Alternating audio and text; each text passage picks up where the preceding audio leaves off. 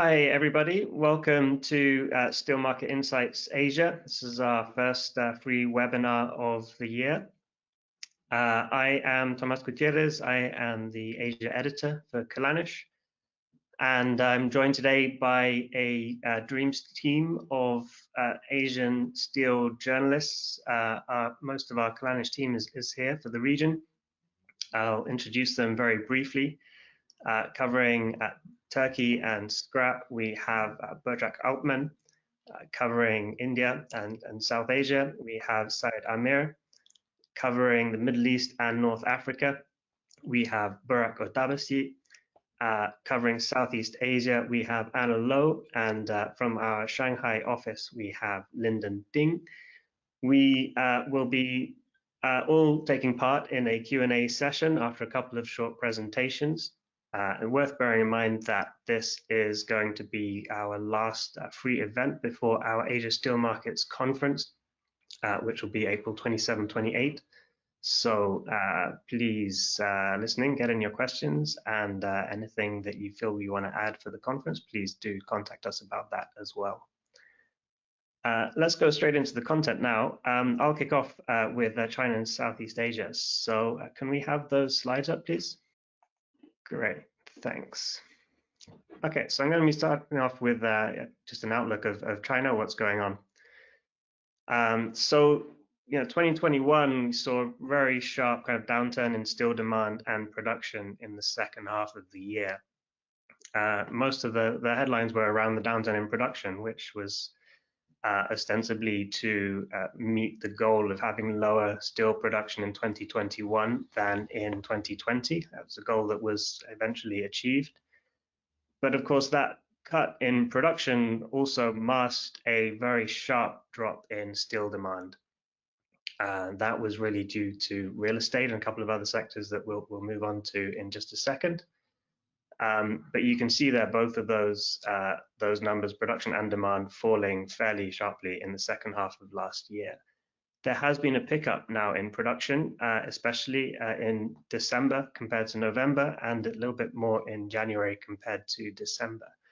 And that's one of the reasons why we've been seeing such strong raw materials prices going forward into the new year, in particular iron ore, but also Chinese coke prices have continued some of their increases until very recently. If we look first at raw materials prices, you can see, even though iron ore prices did drop quite significantly when that change in Chinese steel production came in the second half of the year, ever since November, when steel production bottomed out, iron ore prices have really been increasing again, and we're now back at almost $130 a ton level, which is quite remarkable considering how weak steel demand has actually been. This has also been seen in other raw materials.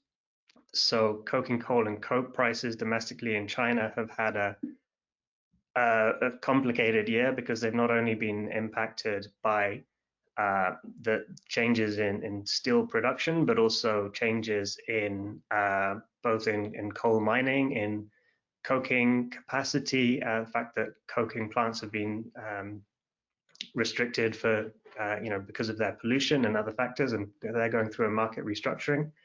And then also, of course, you've had the energy crisis, the electricity supply issues that China had in the second half of last year, which also tightened coking coal markets very significantly as material was diverted away from metallurgical markets towards power markets. So really, we've seen a very volatile period. Some of those factors seem to be easing off in terms of the power supply crisis and coking coal availability. But we still have a recovery in steel production that's keeping raw materials prices fairly elevated. So if we look a little bit now towards the end use sectors driving steel, the key thing really is real estate. And this is what triggered the collapse in steel demand in the second half of last year, and it's going to be an ongoing issue going through 2022.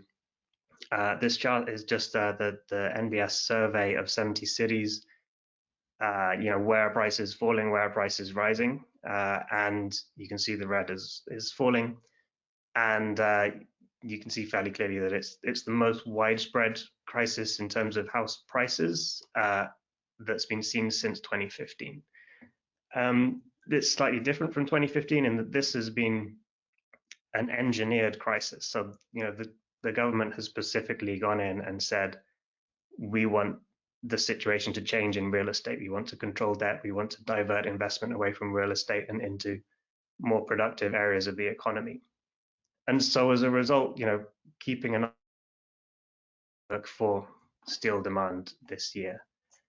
And the overriding policy goal of the Chinese government is reforming some of these sectors because it's crucial for them to achieve their longer term economic goals.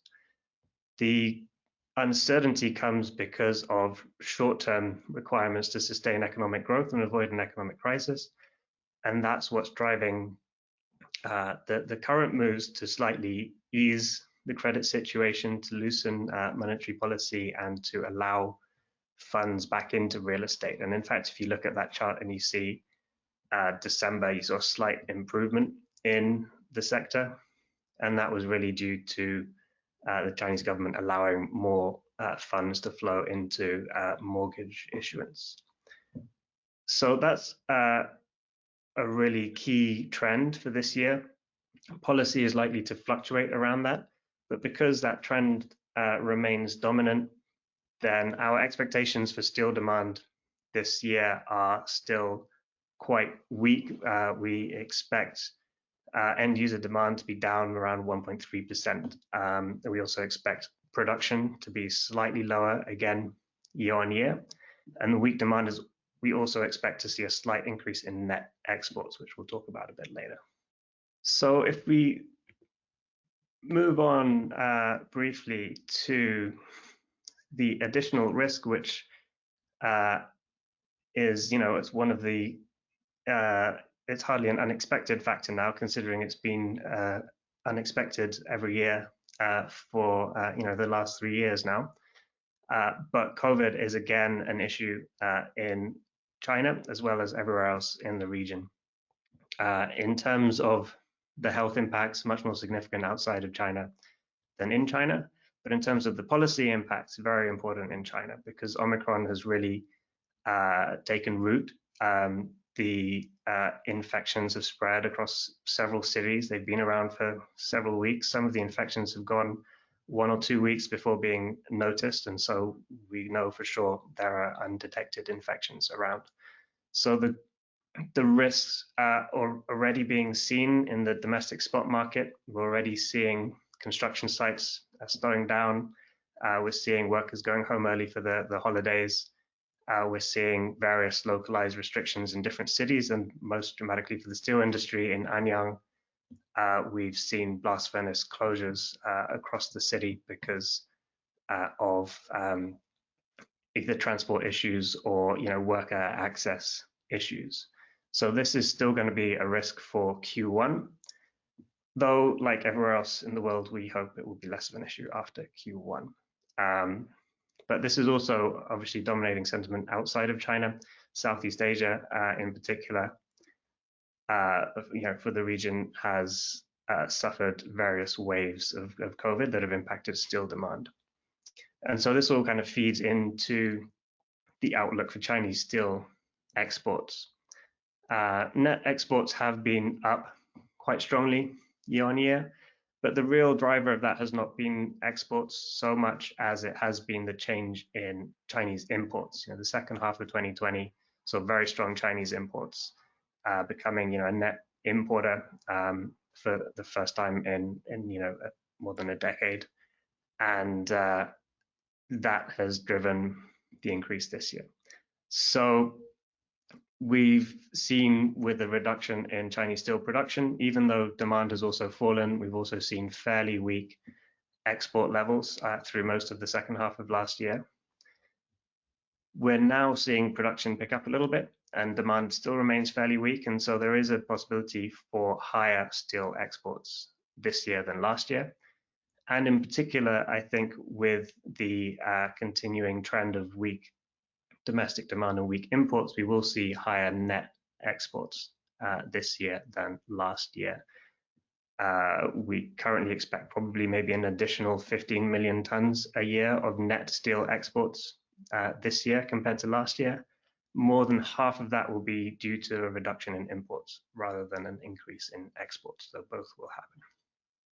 The other side of that, however, is export markets, and Southeast Asia really is the key destination market for all the Asian economies, in that it's a massive net importer because of its underlying low capacity compared to its demand.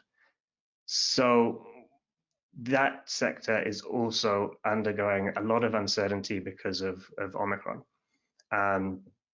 In this chart, we're just looking very briefly at satellite imagery of blast furnaces in the region. We monitor these every week in our Southeast Asia report. And the trends have been quite interesting in the year. There was a fairly strong start to 2021, a lot of optimism that COVID was ending and stimulus would be driving up steel demand. But once we had the waves of Delta across the region in the summer, activity started to decline.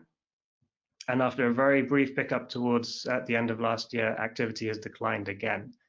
And that's partly due to weak markets, but also partly due to the fear of Omicron having another impact similar to Delta, suppressing steel demand across the region. And this is going to be an issue for Asian exporters, not just for China, but for Japan, for Korea, and of course for India. On that note, I think we will be able to move on to India, and then we'll cover some of those issues in a bit more depth in the Q&A session. But first off, I'd just like to remind you all that we do have our conference coming up. We do have a special rate expiring in a few days for that, so please do go and get your savings by booking today. And you'll be getting a lot more information from a huge variety of speakers on that then. In the meantime, I'd like to bring on Aameer. Welcome, Aameer. Aameer is going to take us through what's going on in Indian markets before we go into the Q&A. Aameer, I'll hand over to you. Thank you, Tom. Good afternoon, everyone. Welcome to this webinar. I am Syed Aameer, and I handle the Indian steel industry. So I'll take you through the recent happenings in the Indian steel industry. All right. So we'll have a look at the current situation in the crude steel production, capacity, and consumption. Okay, so we have seen a rise in the crude steel production in 2021, which is again because of the correction in the demand in both the domestic market and the export market.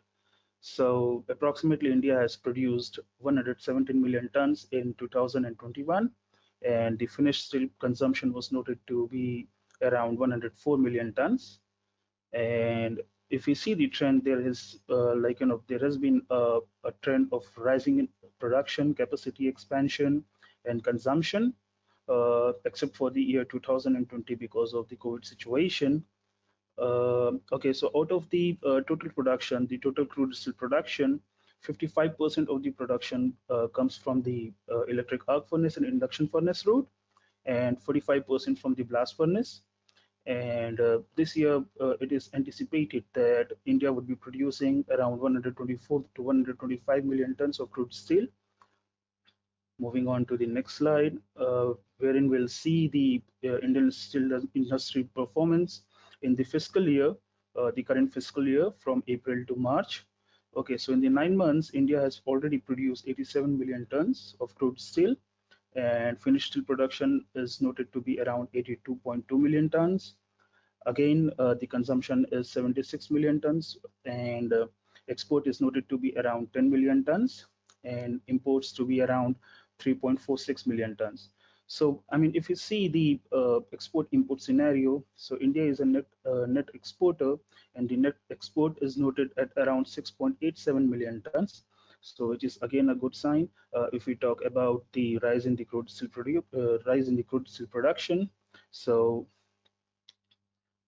this shows that the export is actually supporting the production.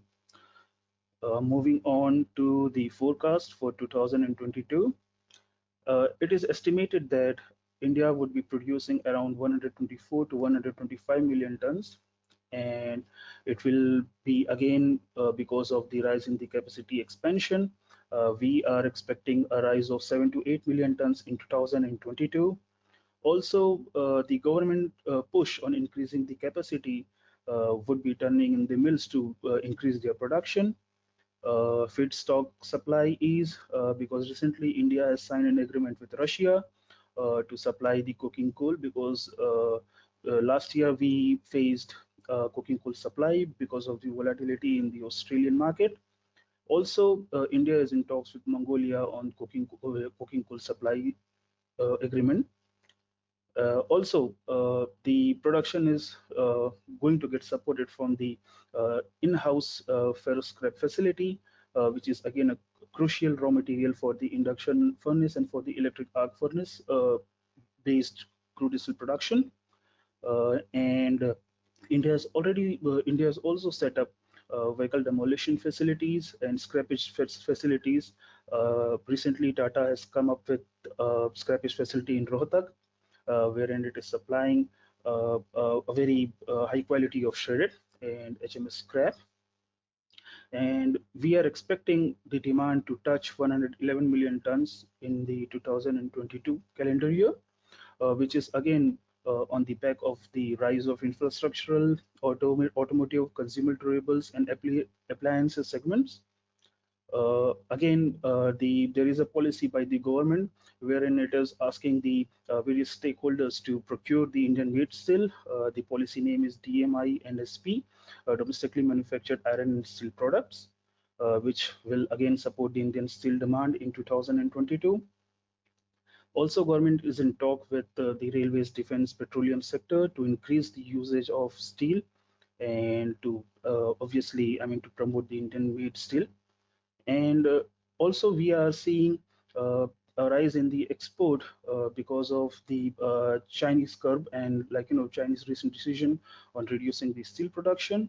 So again, we see that this is going to help the steel demand in the coming year. Okay, so before we move on to the trades, I would like you to have a look at the Rohtak facility by Tata. So this is the Tata recycling plant in Rohtak. So let's talk about the possible threats which we might face in 2022. Again, the COVID situation, new Omicron variant, and the possible lockdowns might impact the crude steel production, the steel production, because as we see it happened last year in the Delta variant time, that logistics and operation was highly impacted because of the lockdowns. Also, the export numbers plunged last year because of the COVID situation. So again, if this Omicron variant becomes severe, then we might fear that it would impact the in-house and export market. If it happens, then it is going to impact the retail segment also, because in lockdowns, the retail segment is the segment which is getting impacted very severely. Also, infrastructure and construction segment might be lashed out because of this lockdowns. The Omicron variant might impact the capacity utilization, and it might impact the domestic demand because, mills, they cannot operate in their full capacity if there is low demand, or maybe because of the low labor workforce. And again, this lockdowns and new Omicron variant, it might impact the capacity expansion projects, which we anticipated around 7 to 8 million tons, which will happen in 2022. Also, recently, India has removed the anti-dumping duties on finished flat products. So this could increase the influx of imported steel, which will again impact the domestic consumption and production of finished products. Coking coal price elevation, because we are seeing a surge in the coking coal prices. So again, if it touches the pinnacle, then it might impact the crude steel production. the automotive sector, they are facing semiconductor shortage, and it has already impacted the automotive production. So again, if it continues to to shortfall, then definitely it will impact the overall finished flat production. And because we are also seeing that the gross profit realization has come down because of the price fall in the finished flat products. So again, if it happens, and if, or maybe if it's continue to go downwards, then it will definitely impact the overall steel industry. So let's have a quick poll on how this anti-dumping removal is going to impact the steel industry. So can we have the poll, please? Okay, so how is the anti-dumping duty removal on finished flat steel imports going to impact the Indian HRC and CRC market? So please select the one option, which is high impact, low impact, and no impact. Okay, so yes, a majority of the poll thinks that there would be low impact, and it was expected that it won't create much impact because of the high competitiveness in the Indian made steel. So yes, it is not going to impact that much, but again, like, we never know, it could impact the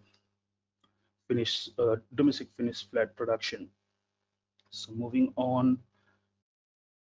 Okay, so the recent capacity expansions, GSW is coming up with the capacity expansion.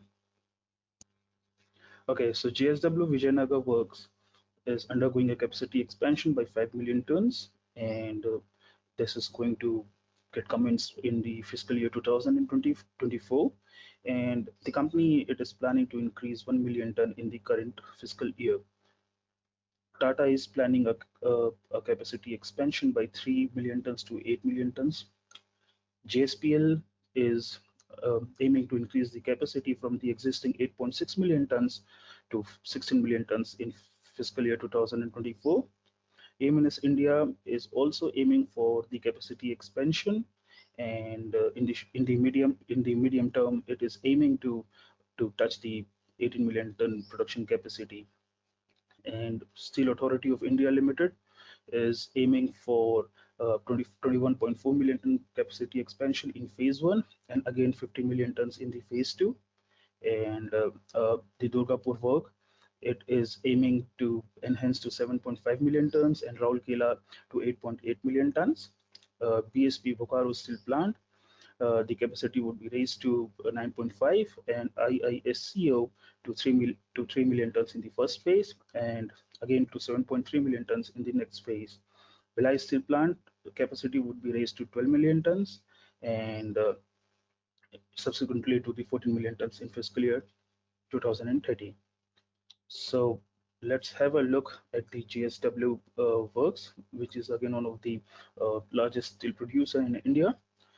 So we have GSW Vijayanagar Works, we have GSW Dolvi Works, and we have GSW Salem Work.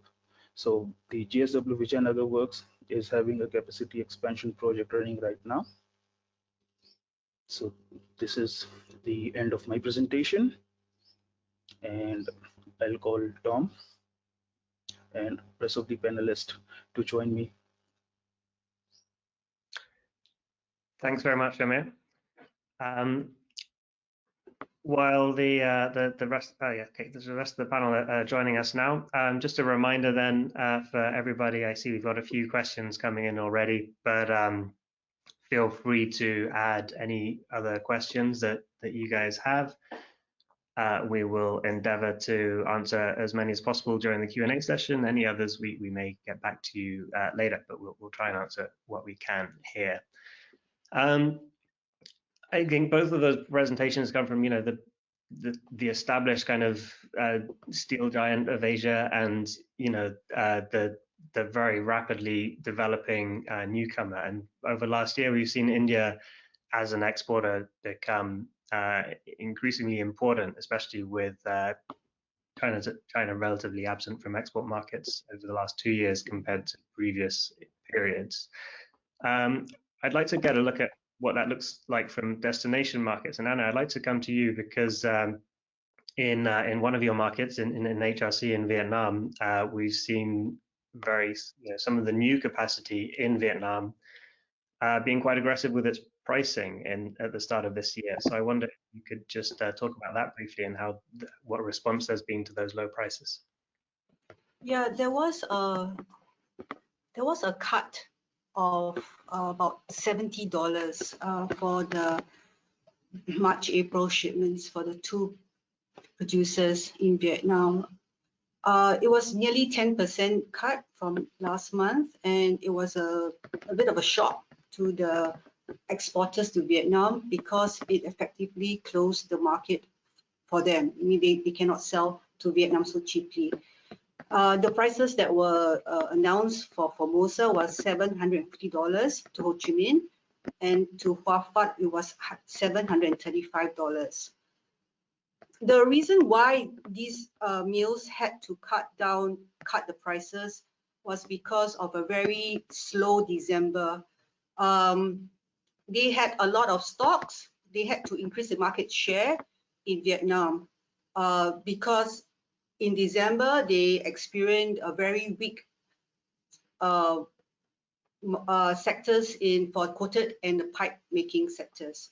So these two sectors did not take large orders. At the same time, these Vietnamese producers also see that the export markets are also very, very quiet this month.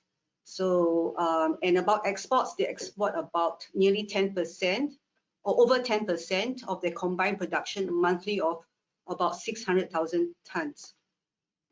So what is the first effect is that now I hear this week there are no offers from India. Someone just told me that the Indians prefer to export to Europe.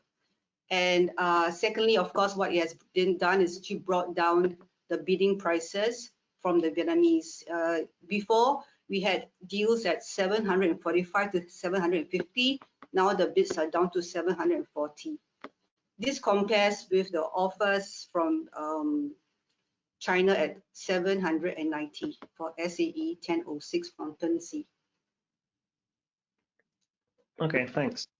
So, Lyndon, I wonder if we can put that to you as you're covering those export markets. You know, this seems to have developed into a trend where Chinese offers are simply much higher than prices in destination markets.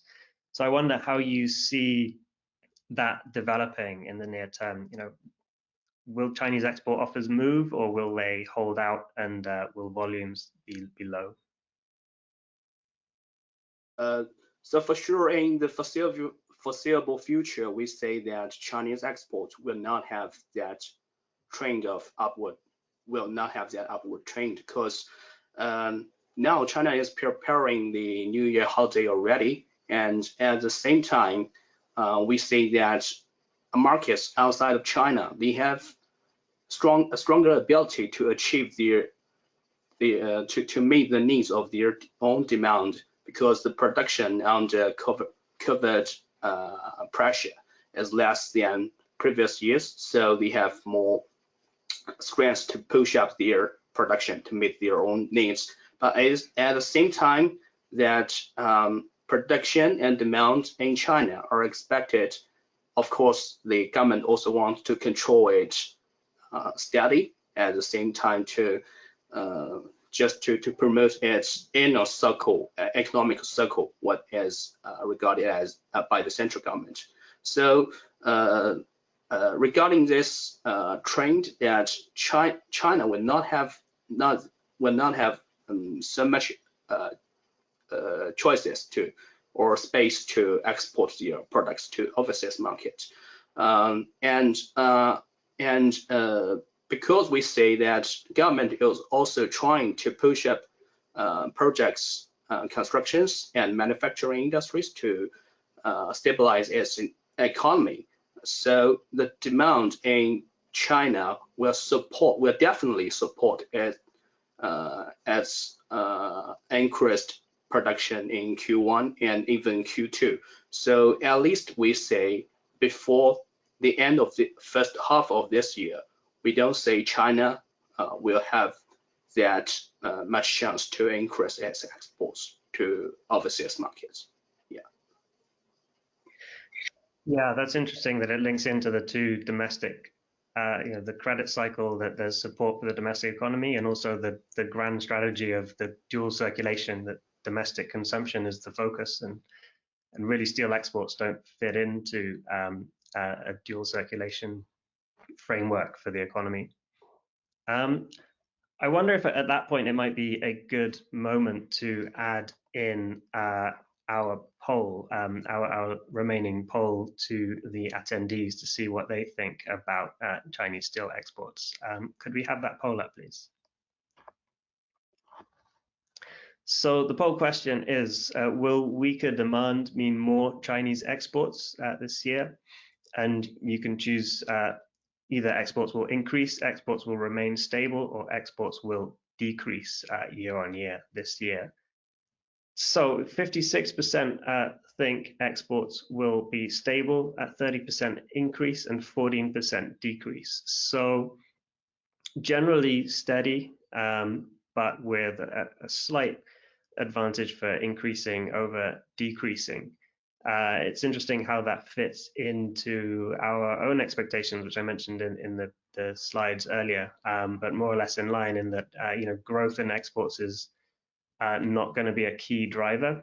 We do expect a slight increase in exports, mainly because of the very weak exports at a certain period in H2, but not a key driver. Imports are actually going to be probably a bigger impact on net exports overall. Let's put that a little bit further afield. Burack, you've been covering some of these markets from the other side of Asia in terms of both exports and imports in the Middle East. How do the HRC markets look there? Since the middle of the 2021, we see a dominant Indian presence in our markets, particularly the driving markets UAE and Saudi Arabia. And this probably will continue in the first half of 2022. This is what we observe for the moment. In the first half of the January, we have seen the Indian HRC sold into Egypt substantial quantities, into Turkey, and now having booked for the February, we see an elevation of the HRC prices this week. So we expect that the Indian mills will expand their presence in the GCC market.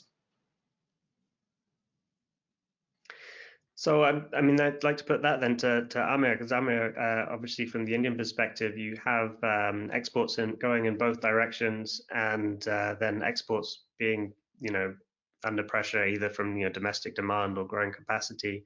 How do you see that balance playing out? We've seen a lot of Indian activity in Southeast Asia and a lot in the GCC, but how do you see that balance developing? Will it just start favoring one more than the other, and how will volumes develop?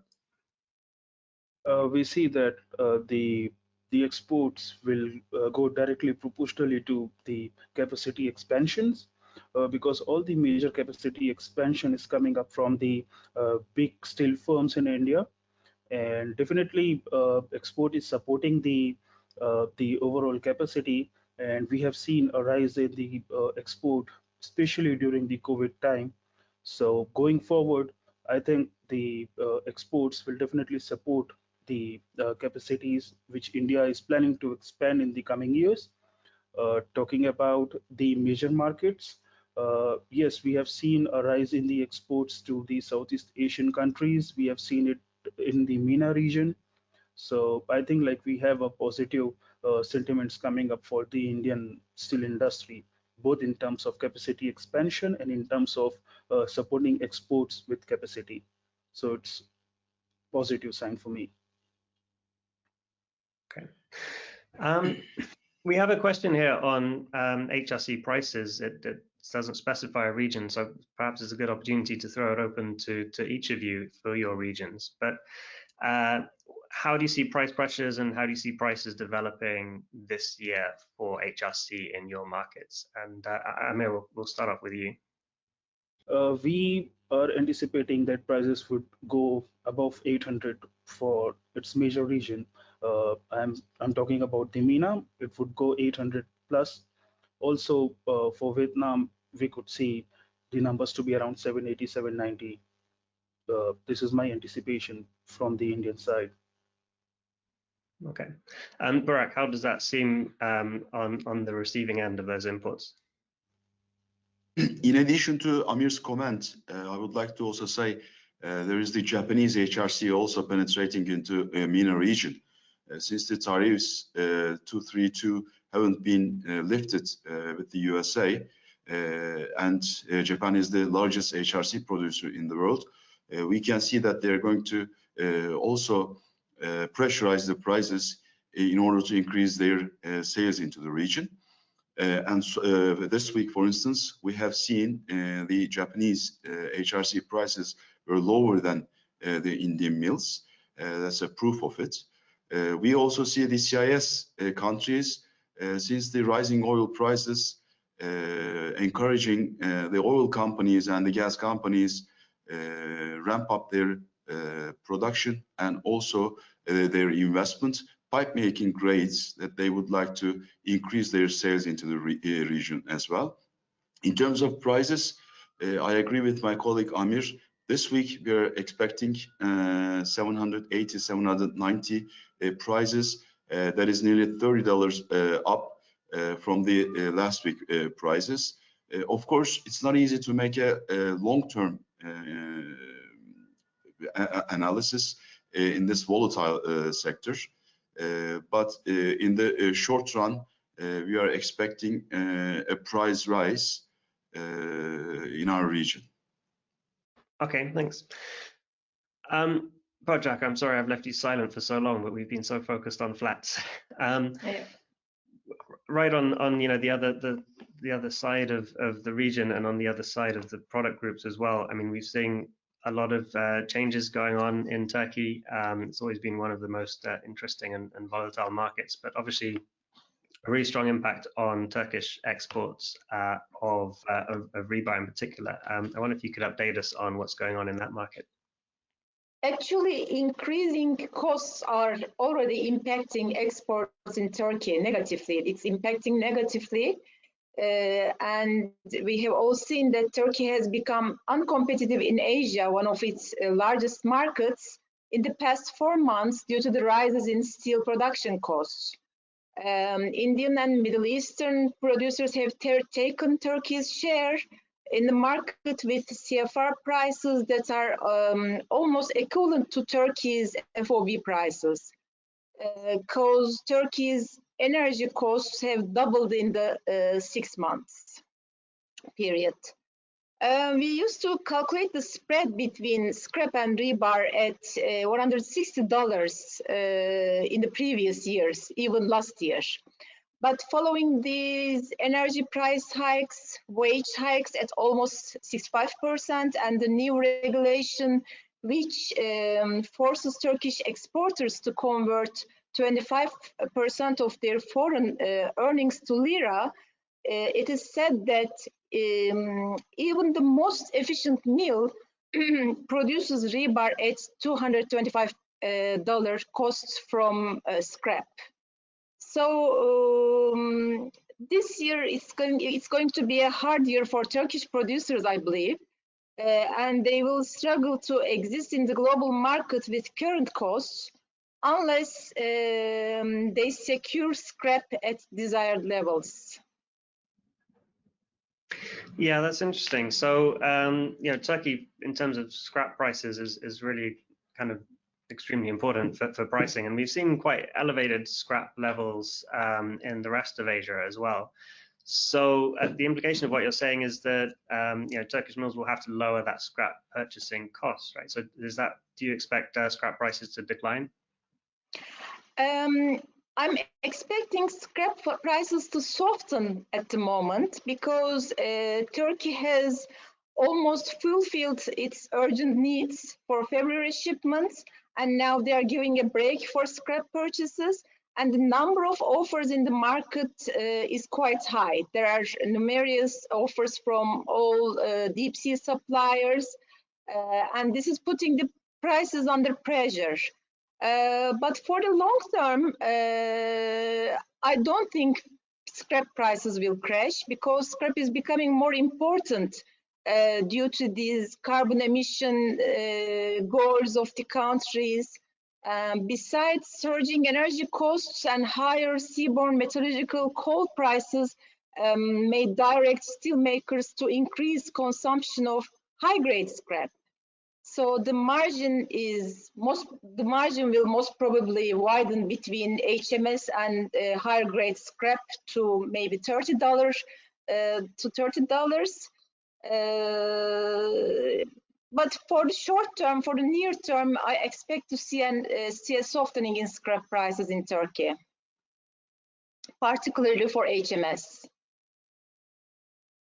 Okay, thanks.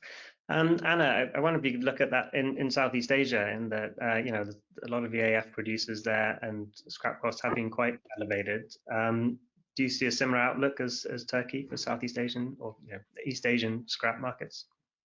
The markets are actually, I think what's been happening is that there's been reluctance from the mills to actually pay more for scrap.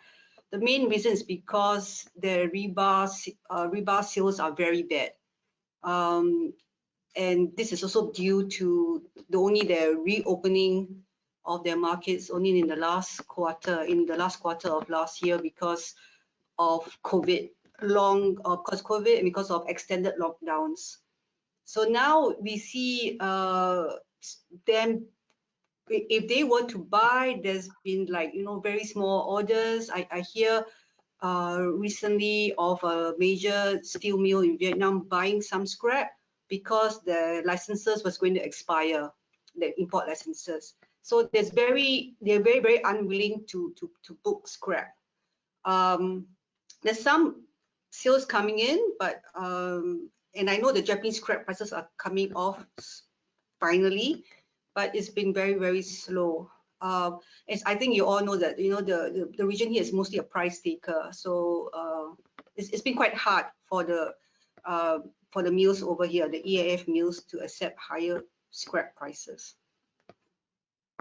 Okay, thanks. Lyndon, some interesting things going on in scrap in China. Obviously, last year, China opened up slightly to imports, and that was going to be a big factor for the market. Import volumes were lower than expected. But maybe could you just say something about the domestic market, but also I think there are some revisions to import standards that could be coming up this year. Yeah, sure. In terms of domestic policies, we say the trends will be very similar to last year's this year, because the only and the dominant factor to affect domestic scrap consumption is the production trends. It's not strongly affected by futures as other steel products. So China increased production at first and then faced huge decrease last year at end. And then because of the recent tax reforms on domestic scrap purchases, so we say that a lot of domestic sellers have stopped their trading with steelmakers because they don't know how to face that new policies, what they need to do. So, but at the same time that we can say in the first quarter, steel makers will face the highest production decline this year because of, due to government requirements. So we say that demand and consumption of scrap will still remain stable in the first quarter, which means not too much room for imported scrap. In terms of imported scrap, we only say the highest possibility can be seen in mid this year, because China is expected to increase their production significantly around May to this summer because they want to avoid further restrictions on their production later this year, because the central government wants to control the production stable for the whole year. So to save some chances in this summer, maybe the most important thing is that what we say. In terms of any further changes of the current policies, we don't say that will happen soon. Yeah. Okay, yeah, so perhaps a reaction to some of the regulation on production, that there's a bit of a spike in demand, hopefully. Okay, I'd like to pivot slightly because we're around 10 minutes from the end of the scheduled time that we have for this. And we've had a few questions about Omicron, and we've mentioned it before that it's a big issue for all of our regions. Maybe I'd like to just kind of go around and get an idea of the situation and the potential for impact on the steel industry for your regions. And Aameer, I'll kick off with you again. How is the situation in South Asia? Okay, so the situation is severe, but not alarming now. I mean, like, we are seeing a rise in the cases, and if it continues, then I think, like, it is going to severely impact both the domestic supply and the global supply because of the constraint in the logistics, and the market it won't function normally. So yeah, I think, like, this situation could definitely, I mean, it is going to impact the market if it's happened, especially the Indian subcontinent. We'll see a fall in the construction sector, we'll see a fall in infrastructure and all the retail segments. So this is from India's side. Okay, and what's the situation in the Middle East, Burack? We don't have an alarming situation in the Middle East. I'm talking about the GCC countries particularly. The vaccination rate is very high, and there's a general consensus that for the vaccinated people, the Omicron variant has got not severe,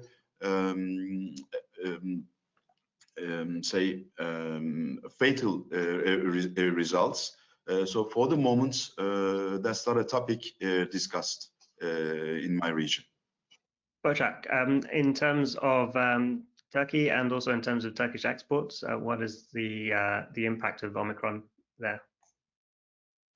Omicron has, the cases are increasing. They have increased significantly in Turkey.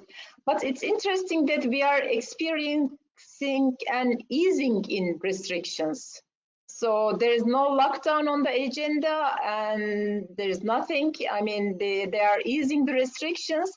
But I'm hearing that, I'm talking to the mills, and I'm hearing that the workforce has almost halved because half of the workers are infected. It may impact, of course, the operations, the production levels, but for the moment, there's no lockdown on the agenda. It's interesting that the responses are evolving globally as well. In Southeast Asia, I think Omicron has had maybe a bigger sentiment, perhaps with memories of the Delta wave over the summer. Anna, what's the mood there? Yeah, I think there's a lot of fear. There's concerns. There's bearishness. There's lots of uncertainty of whether the economies can go forward. Any strong rebound is not. No one's talking about that yet. There's also, this lack of liquidity because of those lockdowns last year. So very poor business confidence, delays in government projects, infrastructure projects. So overall, it's not good. And at the same time, I also hear from the mills that they have high finished steel inventories. So it's not a very optimistic. In fact, it's quite pessimistic right now. But having said that, there is something promising in going forward, that we think that most of the governments will eventually roll out their infrastructure stimulus projects, and that would also include especially Vietnam. So people are telling me that they expect Vietnam steel demand to come back in February or March after the Lunar New Year. And there are two reasons why. It's because of, like I mentioned, the government has mentioned that they will do some spending, government spending this year. And at the same time, the vaccination rates among the construction workers have gone up. So that would hopefully remove the disruption that they had last year. Yeah, it's quite a mixed outlook in terms of a lot of fear, but a lot of money potentially coming into the market. Lyndon, in China, it's a bit of a unusual situation in that, even though COVID cases are around 1,000th of the levels in the UK, you've seen some of the biggest, direct impacts on the steel sector. So maybe just update us on what's going on with COVID and the shutdowns that have been going on. Yeah. So in China, I think when Omicron cases is rising, it's important for overseas buyers to focus on exports, Chinese exports, because when Omicron cases is rising, there is high possibilities for Chinese exports to push up exports, as the domestic consumption will be affected strongly, because Omicron will hit domestic consumption harder than the production. When Omicron cases is happening in a city, then the transportation and steel trading within that city will be suspended immediately if needed. And then downstream industries have less ambitions to produce. People has less money to purchase, so the trade will be affected immediately. But production will be secured at first, even if cases is affecting the whole city. So take Anyang as an example. Steel trade was suspended immediately when cases was found, but the production was suspended 2 weeks after the first case is found. So production will not be affected strongly. And then for exports, the exporters, they have to search new markets, which is overseas markets, to consume their products. So Omicron will push down domestic consumption, and then means new chances for exports. That's what we see. Yeah, so it increases that imbalance towards exports. I wonder, what is your expectation in terms of China's overall policy towards COVID? Because obviously its restrictions have been very fast and very strict, but Omicron is much more infectious, and it's been spreading and causing a lot more kind of economic disruption and the potential for a lot more disruption. Do you think China will start to adjust its response to COVID as a result of this? So actually, I have to say I'm not 100% sure about the policy strength, because no one knows. But at least before the during the first quarter, we cannot say any changes, any signs of changes in Chinese policies to adjust when they face cases of Omicron, which has more power to spread around the city. As China has already done so much efforts to control that cases, and they have already accepted the downward trend in their economy, and still they want to promote their economic development through the improvements in their domestic consumption and something domestically.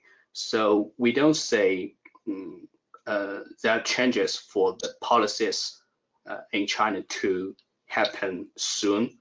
At least some people even expect that the policy will not be changed this year, as cases outside of China is still rising rapidly. Yeah. Yeah, it's a very difficult kind of policy situation there. Okay. In speaking of policy difficulties, and there's not only health crises around, but financial crises. Burack, I'd like to turn to you. Turkey is going through another economic hiccup. It's not your first rodeo, so maybe just update us on what's going on this time around and what the impacts could be. Thomas, if you want, I'll let Burcak speak on the Turkish economy. She knows better than me and she examines the market. So let's leave her if you want to respond to the question. Absolutely, go ahead, Burcak. Okay, thank you, Burack. The situation, the economic situation is really very unfavorable here in Turkey. In the last 2 months of last year, the exchange rates were highly volatile, which prevents people from doing business. They were increasing, decreasing, and there were very sharp movements in Turkey. And this unfavorable situation continues and is impacting domestic demand, which brings a stronger need for Turkish producers to export, of course. They need to export because domestic demand is not existing. So, but in the global arena, high production costs are preventing Turkish mills from competing in many major destinations. As I said before, Indian and Middle Eastern producers have replaced Turkey in Asia, one of the largest markets. I can say that it already seems certain that Turkish producers will not exist in Asian market with low prices. That will crash the market because their production costs are really high. So they will even leave the market, or they will have to further cut their margins. So in a sense, there's an opportunity there for other exporters to expand their margins, yes. Right. Yeah, interesting. We have a question here for you, Aameer, which is perhaps related. It's to do with longs producers in India. We've spoken a lot about flats because of the importance in export markets, but how does the position of longs producers compare to flats producers in India, and their relative strength in the market? So actually, this year 2022 is going to be a very good year for the long producers because government is coming up with a lot of infrastructure and constructional projects in India. So I think the consumption for the finished long will increase on the back of those demand. And we have some sort of projects going on. I'll name a few of them, which is like Sagarmala project, which is a corridor for the oceans. We have a corridor for roadways coming up in India. So definitely, it is going to be a shinier year for the finished long producers as well as for the finished flats. They are going to be on the same page for the year 2022. Okay, interesting. We are getting close to the end, but I'd just like to end on a Southeast Asian note, and also looking at longs markets relative to flats markets. I noticed this week that Dacian Steel is planning to commission another blast furnace, and we've seen Hwafat Dungtrat investing in its steel capacity again in the longer term. There seems to have been a bit of a fluctuation. There's been periods when all of the investment has been in long products, when Alliance Steel was commissioning, and then a really strong focus on flat products with Formosa and Hwafat. How do you see that capacity development going on between longs and flats in Southeast Asia? I think that there's overcapacity for the long products. So it's logical for the Southeast Asian mills to go into the flats production, because there's definitely the big net importer, especially Vietnam. And I think it's timely because we've been talking about it for so long, and it's finally happening. Even slab, slab. We're a big net importer of slab, so it's very, very timely. But I'm not sure. I'm not sure. You know, right now we have this very weak flat steel market. So and I guess is you know the automotive was affected by the chips and you know so many other things. But I think on the long term it makes sense, especially if you have the money and investment to actually go into the flats. They definitely have a captive market in domestically, so it shouldn't be a problem. Okay, thanks. We are running slightly over time, so we will probably have to leave it there. We've answered, I think, probably half of the questions that we received. We will try to respond on some of the others to you later, but please also, you know, feel free to contact us after the webinar if you have further questions or anything else you wish to discuss with us. Please do get in touch. Please also consider coming to our Asia Steel Markets Conference, where, of course, instead of 1 hour, we will have 2 days to discuss issues in the markets and with a very wide variety of speakers from the industry. So you will have a lot more of your questions answered then as well. Other than that, I'm just going to say thank you to all of you for attending. Thank you to Anna, Aameer, Lyndon, Burcak, and Burack for your contributions today. And I hope that we will see you all soon at our next event. Thanks very much.